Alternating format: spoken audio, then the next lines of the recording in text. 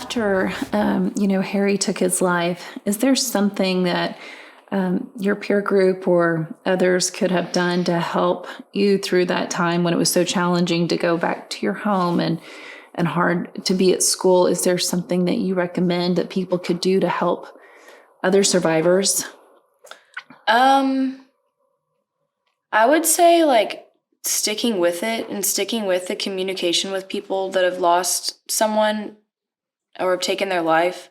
It's like everybody was there at first, like the whole town. I mean, Harry's funeral they had to put so many chairs up because basically the entire town came, and that wasn't even including our family. We have a huge family, but everybody was there at first. And then over the years, it's like there's very few people, not that you need to rack in all the people that like you want someone to feel sorry for you, but it's just remembering him and actually like checking in and coming back and being like, hey, I know either if it's on his birthday or not even on his birthday or like the anniversary of his death, it's just like his death day, which is a horrible term, but rather than just like stick with it, you like people still, I mean, it happened almost 4 years ago, but there's like very few people that still like actually check up on me that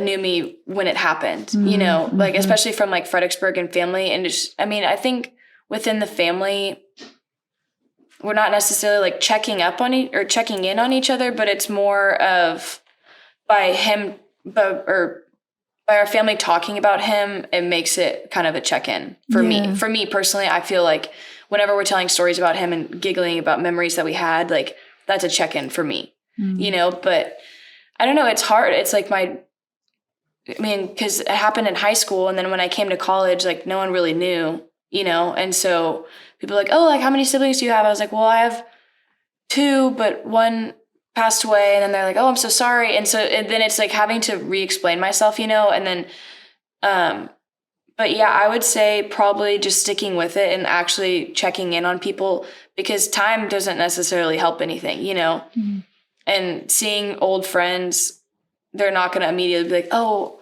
how are you feeling today? But, I don't know. I just think it's important to actually continue with continue with checking in. Yeah, to continue with checking in, because I mean, at first, obviously it's hard, the first couple months without him were the worst months ever. Growing up in Fredericksburg, you said you didn't hear a lot about people or know of anyone really that had taken their life. And now that you are a survivor, how has your visions and thoughts on suicide changed?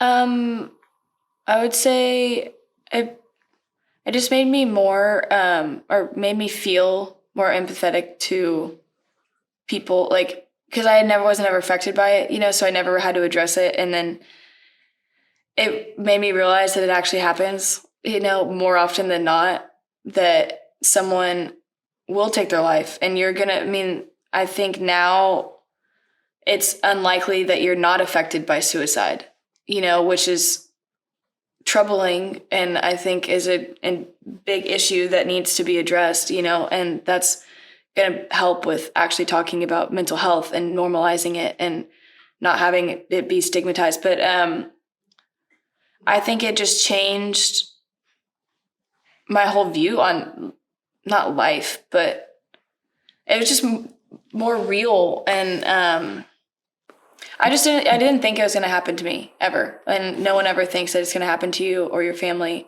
or anyone that you're close with.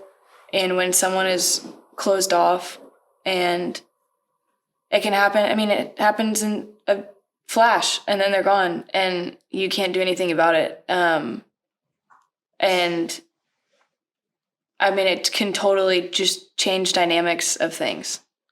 I know that Harry's entire friend group, they lost Harry, and then within the same year they lost another. Harry was like kind of the ringleader.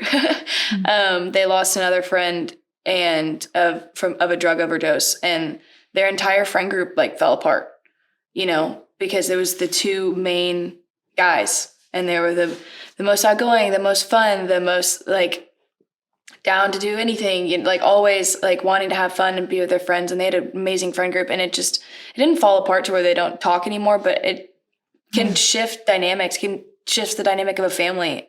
Like in our case, I made kind of my other brother Belton and I become a lot closer, and I'm so thankful for that, but not thankful for the way that it happened. Right. But yeah, I think that suicide can just alter everything. Yeah, absolutely. Like you said, it's just not something you would ever expect. Right. We know that as a society, there's been a stigma around mental health. But there is also a stigma around people who take their lives, and a lot of myths and chatter around that. You know, one that I've heard many times is that they take the easy way out, and one that you mentioned is that, you know, maybe they're using substances or whatnot. What is a way that you think that we can help destigmatize and learn to talk about suicide? I think that there should be like no chatter after something. Like saying that they took the easy way out is, I mean, unfathomable how you could even think that way, because in no way what they went through was easy.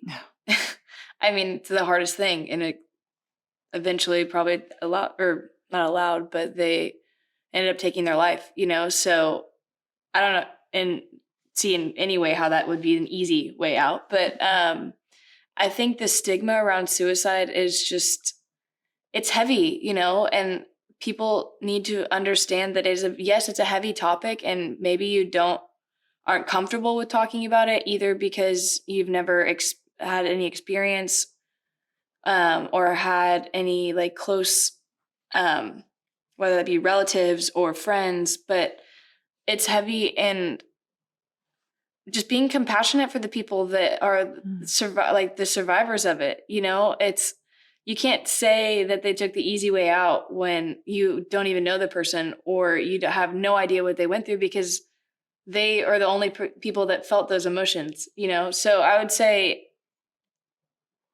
there's not an easy fix, and there's not a definitive answer, which is sometimes frustrating. But I think being compassionate for people and the families and the survivors of suicide can help with the stigma, and just actually talking about it, you know, and not just jumping around the idea of it. You know, it's if someone is having thoughts of that, or if someone has taken their life and you're talking to a relative or close friend, it's okay to talk about it.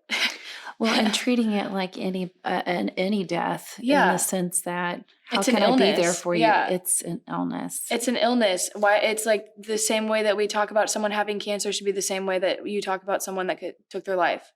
Absolutely. You know, just because if you were to die of cancer isn't any different. I mean, it is different. Right. The way that it's formatted right. in the death. But the way that it's talked about shouldn't be any different, I don't think. I agree with you. Oh, I agree with you so much on that. It really breaks my heart that people tend to then gossip about it afterwards. Right. And instead of treating it as, you know, they lost their life due to any other way. Yeah. It does seem like suicide is separated. I feel like it's in a totally different branch of conversation about death. And it's frustrating, and it's really hard when people, I mean, I've known like some people that know my situation and know that Harry took his life, and they'll even say, I don't know why this is normalized in my generation's repertoire, but they will say like, oh, I would rather kill myself than do blank, or I would gun to my head, I would rather blah, blah, blah. And I've like called so many people on it, and not like trying to dog them, but more often than that, more people are affected by suicide than anything else, you know, and there's so many survivors of it, but that's not easy to hear, you know, like one of your peers saying, I would rather kill myself than do my homework. Like that doesn't correlate with me. Like you would rather not be on this earth than do your homework. That's not in any way should be what you're talking about. But yeah, I don't know why that has become normalized. That's just like something that I've noticed within my age group.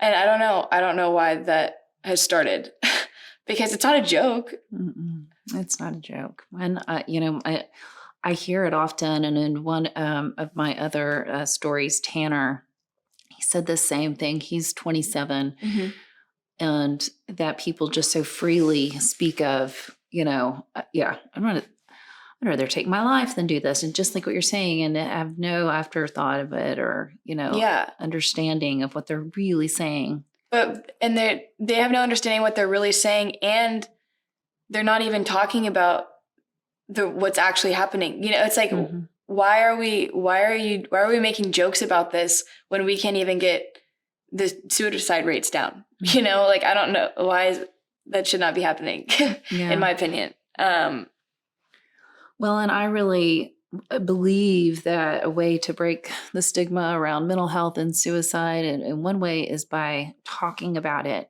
You know, we're not educated on a lot of these situations. Weren't taught about it in school. You know, it's hard to talk about at home. And, you know, by you being on here today, you know, by you coming here, this is a way that you're helping break the stigma. Right. And, you know, hopefully some of your friends and college students will see this and understand that, you know, saying that so lightly is, you know, not something that should be taken lightly at all. Yeah. And how to then also be able to address survivors or, you know, there's just so many things that you said here today that I hope is helping break the stigma a little. It's really courageous of you to be on here, Stella. Thank you. Yeah. It's a heavy topic, but you can talk. It needs to be talked about. It just needs to be talked about. It's just having conversations like we're doing right here. Right. You know? So yeah. Did your therapist or do you have certain tools that you use now in order to help you? I know you said that you acknowledge like what's going on, like with your emotions. And I think that is, I do the same thing. It took me a long time to learn it, and it's so simple to do. Yeah. You know, it's just you have to just feel it and like actually address it and not just push it deeper down because it doesn't help anything. Yeah, or pick up the phone or anything not to feel it, you know, because it is. And it's hard to go back to those times. So I think that's, I really admire that you do that. Yeah. I've learned that, I guess, I mean, I've always been a social person. I've always wanted to go do things. And, but then when I came to college, I kind of got some social anxiety because I was self-conscious because I was like from Fredericksburg and I was with all these other people that had at least 20 people that went to their high school too. And they had everybody that they knew, but I would walk into a party or wherever and not know anybody. And I got this feeling of like social anxiety, like a panic attack. And I started having these panic attacks. And then, so then I was dealing with that for a while, which was kind of scary because I'd never had anything like that before. And it started when I went to college. And so then, I mean, all of these thoughts of like, oh my gosh, am I gonna have to deal with this for the rest of my life? Like, why, like, what's wrong with me? Like, why can't I do anything and not have these like huge, like there's feelings of like, you can't breathe or really shaky and just anxious and self-conscious. And, I learned to do like in the middle of a panic attack, I do like 5 things I can see, 5 things I can feel, and 5 things I can hear. And you have to like name them to like actually ground yourself. And because you can get into a tear, like trying if you can't breathe and you're at a party and you can't find a quiet place to go be by yourself, it can be really, really scary. And so I've just learned to do that but that's like more of like in the middle of a panic attack. But I think it's also a tactic that you can use just to ground yourself, even if you're not even in the middle of a panic attack or you're fine, but just to feel where you are and just block everything else out and just have a moment to yourself, I think is what I've learned that works for me.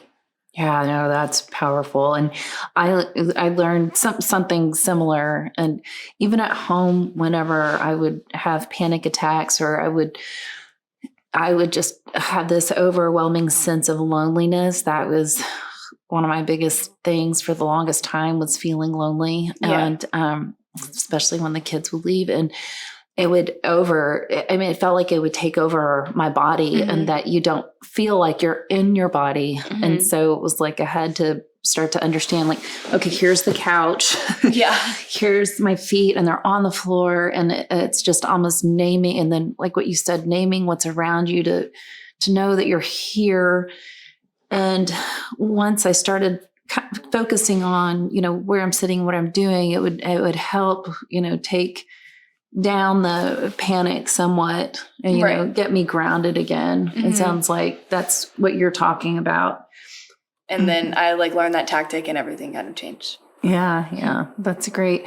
Do you also use any other, do you exercise? It sounds like you're routine oriented. So some of these things, and this is another thing I'm curious to know, because there's a lot of times people, and we hear it now from even, Olympic athletes, they struggle with anxiety and depression and things, and they work out every single day, you know? It's like performance anxiety. Yeah. Yeah. So I'm just curious about, I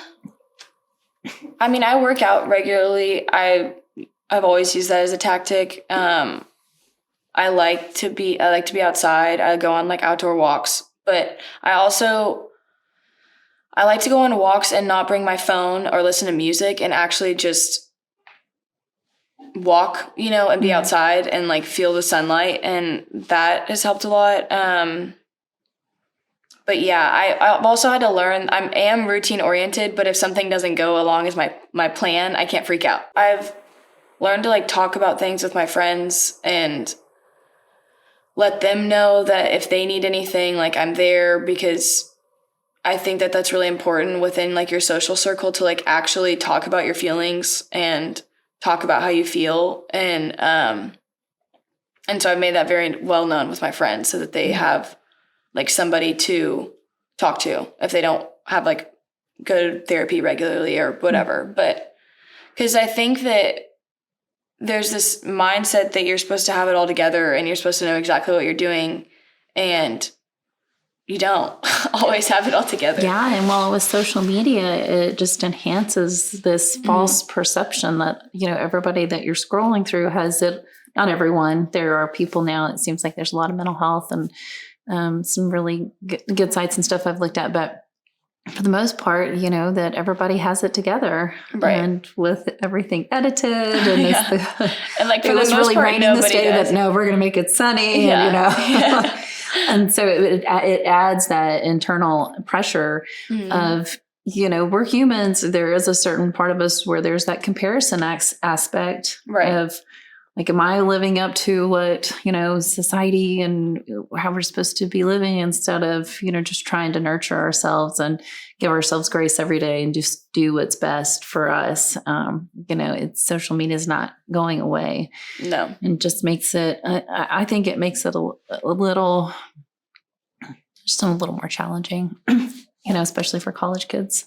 I think it entirely makes it challenging. And people, kids are getting into social media now when they're younger, and it's scary. Rather than going and playing outside, they're looking at a phone, and they're 7 years old. It shocks me. I was at the nail salon, and I think she was around 8 years old, and she already had a phone. I was you're in kindergarten or first grade and you have a phone? I couldn't understand it. But yeah. And it's also you can get a totally different view from someone whenever from their social media versus in real life, and there's just all of these standards now that is so different than, I feel like even whenever I was in high school, it's changed from, it's just becoming more and more developed. It is changing at a rapid pace, that's for sure. Yeah. Well, for our viewers, I have a few questions for you. One, if they think that they know of somebody that is struggling and they're concerned that they might be thinking of taking their life, are there, I guess, earlier you said something about Harry's routines had changed in his food. Like, are there just a few things that you can recommend trying to look out for? I would say also, like, don't jump the gun on it. Sometimes I feel like people don't want to be asked, like, are you okay? And then they can kind of push back and then it can make things worse. But I would probably say, like, looking out if they're, like, socially, if they're usually pretty social and they're kind of just not going out as much, or I would say, like, not going out as much, maybe just, like, changing their habits. I mean, people. If it's your best friend, how they act, what they're doing. And hopefully you're having conversations about how you're feeling, but if you're not, then have a conversation with them first, for sure, before, like, ever going, like, taking it to parents or other people. And it's so personal. Like, I think that people, I guess maybe more with girls, but there's just, like, gossip, and it's like, oh, well, she's kind of acting differently now, and blah, blah, blah. And it's a very personal thing, And so I would say probably just if their, like, routine is changing a lot, or I don't know, if they've just been more down, but I feel like people know a lot about, like, I don't know. Well, they do, but I just still don't know if we always address it, because sometimes we wait for people to ask for help, and then that person doesn't know how to ask for help, because they might, like, for me personally, it was like, I didn't know how to ask for help. I didn't want people to know what I was going through, because it was dark. And, but I think that you're right, just their habits, and if they're not being social anymore, and it's okay to say something. Because you would rather say something than not. Yeah. And instead of, and gossip is a thing, it really is. Instead of talking to your friends about how that person's acting, go to your friend, and say, like, I'm here, I'm noticing some things. Can I be here for you? Or can I support you? Because I think that there is a sense of worry amongst friends, and then they'll talk about it. Maybe they're not meaning to be gossipy, but it does turn into that instead of going to the source. I mean, I think it's different for girls than guys, but absolutely.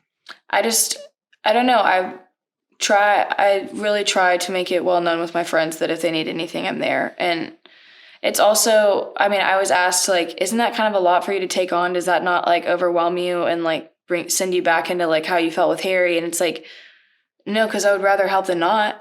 And I would rather not. I'm not going to sit back. If someone is actually struggling, I would want to help them as much as I can, rather than just letting it happen. Yeah, absolutely. And I don't think the more we talk about it, it actually breaks the, shame and, stigma and whatever's going on, because it's not hidden anymore. Right.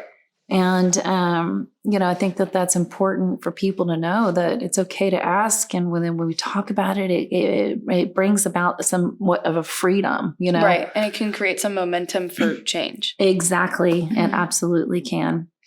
And then another question, you've already given us some tips, but I just kind of would love for you to highlight them again. If you are going through something, what are some things that you have done? You mentioned therapy, but just and you mentioned the steps, but I'd just love for you to kind of go over it one more time. Right. Okay. So if you're feeling like panic attack-ish, it's hard because some people's are different than others, but my biggest tactic with that is 5 things you can see, 5 things you can hear, and 5 things you can feel in that moment, to just bring yourself down and ground you. And also I would say that like talking about it is good.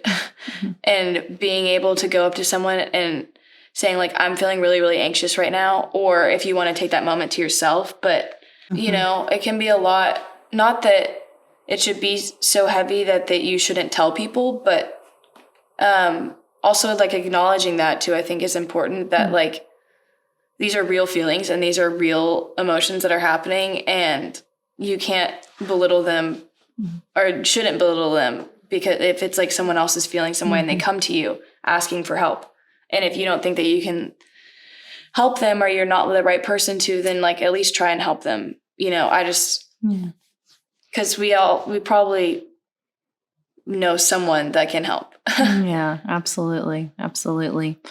And with your major, has your artwork ever helped with, you know, your mental health? Do you ever express yourself mentally through your artwork, or is that just something that's something that's separate? I used my artwork as a form of therapy for a while, and I still do. I wouldn't say like what's going on in my mind is exactly what I'm going to be creating, but it usually pretty much aligns. And I didn't even do any pieces of Harry until like this year that were like actual like major pieces, just because I didn't want to confront it yet. And I finally felt comfortable enough this year. And yeah, I would say that my artwork is probably like a form of my therapy, because it's just nice to be able to have whatever is going on in your mind either come out on the paper or not. And just having like time to yourself is really important, and like self-care and all of like routines, my routines, but and like setting aside time for me to create is really good for me, because sometimes I kind of steer away from it. I'm like, I don't want to get out all the paint. I don't want to get out all of the things that I need. And then when I do it, I'm so happy that I did, rather than not, you know, and just watching a movie or sitting on my phone. It's a better outlet. Yeah. Than, it's using your brain, and being creative, I think, is really important. And like you said, it helps kind of get it out of if you're not talking about it, then you can draw or you can write. And there's lots of ways to kind of get that out on paper or canvas or however. Well, Stella, thank you so much for joining us today. You've really, offered some great tips, and I really appreciate your vulnerability around Harry. And it's just, I know that was so hard. And like you said, it's not something that ever really goes away, but with time and not with time, as I said that, it just is creating tools and resources that you can use when those moments come up that feel more challenging. And it just seems like you've got some really great resources. So, and if people want to connect with you on Instagram, can they go to your Instagram page and things like that? Yeah. Okay. I have a personal account that's just Estella McMurrey, or Estella.McMurray. And then I have my art account, which is called Estella's Garbage Dump, which sounds weird, but it's what it is. Yeah. But yeah, I would love to connect with anybody. I love talking about, not love, but I enjoy talking things through and talking about it and addressing what's actually happening. And I think it's a great way to remember Harry, and it's not something you can ever lose. You can't lose the memories, and you can always talk about things. So, yeah. And like you said, to remember Harry for this moment is taking away everything else about him. And I've heard, about Harry from not just you and your dad, but a couple other people. And just what an amazing human. And he impacted so many people. Right. And in different ways. And that's amazing. What he, while he was here, it seems like he just really changed a lot of people's lives, just being that, light that he was. So, and the light that you are. So thank you. Thank you.